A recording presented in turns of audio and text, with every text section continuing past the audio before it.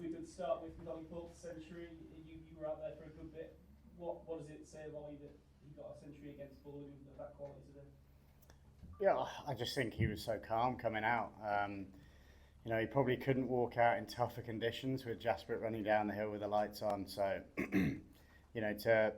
I think at one point he was runnable 50 or around there. So, it was great batting with him. I always have a good time out there in the middle with him. And yeah, I had goosebumps when he got to 100. You could see what it meant to him.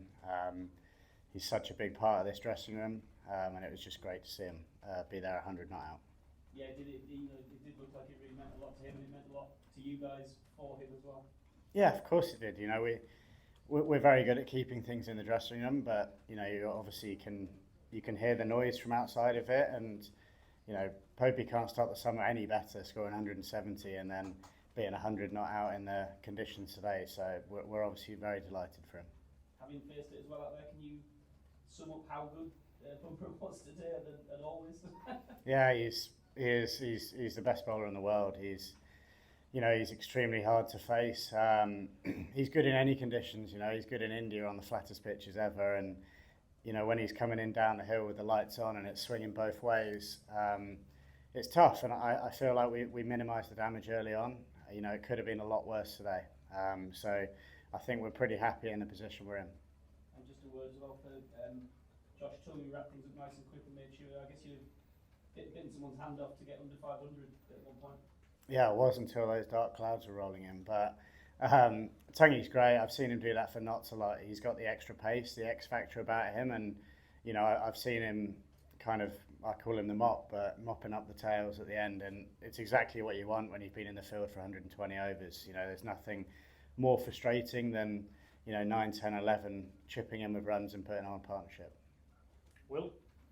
Ben, what do you think it says about Ollie's character that he's able to being able to block out that noise that you mentioned? You can't quite avoid it, but he managed to block it out and he started somewhere 200.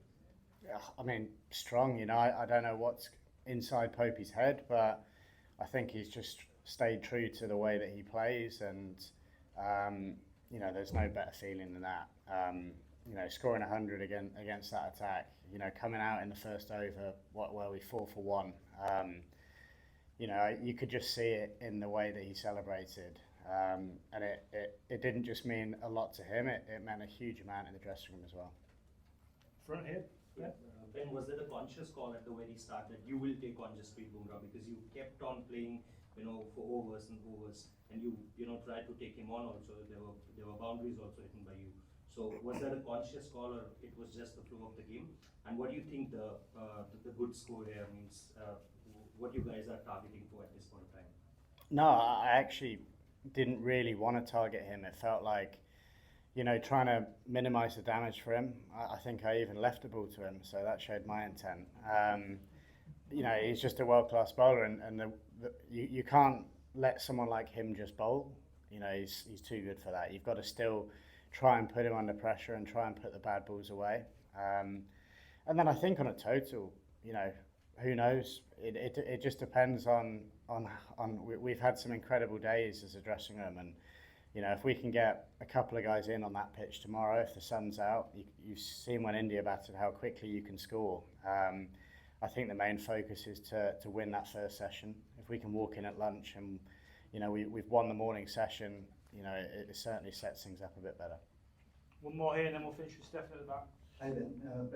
High praise for Bumrah first of all, but what is the difference between facing Bumrah and facing Siraj and Prasidh Krishna today? If you can explain that a bit, how different were these two in front of Bumrah, and of course how did you compose yourself after getting dropped by that two Ravindra Jadeja?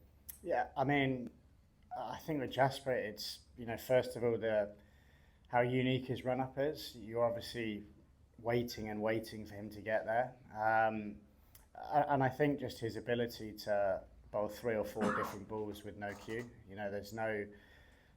You don't know he's bowling a bouncer or a slow ball or a Yorker or a way swinger or an in swinger until it comes out of his hand, really.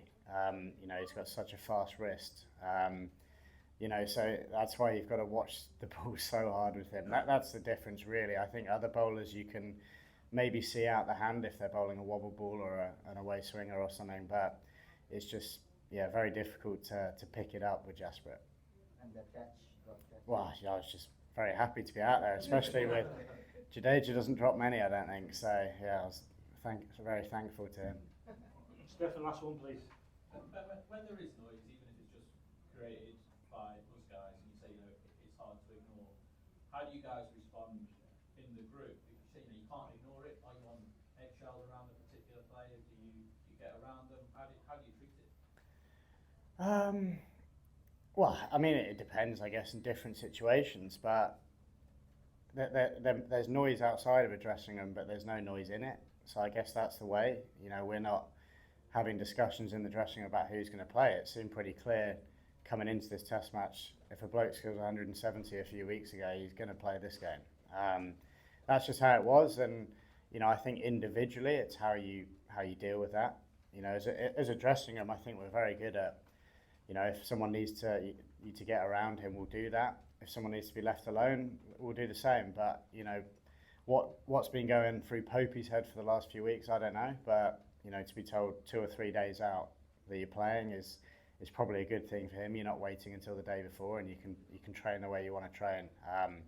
But I just think it's an individual thing on how you go about doing that, and you know, the way Popey's dealt with that, it's just been, you know, superb, and just sums up and proves why he's England's number 3 and doing the things that he's doing.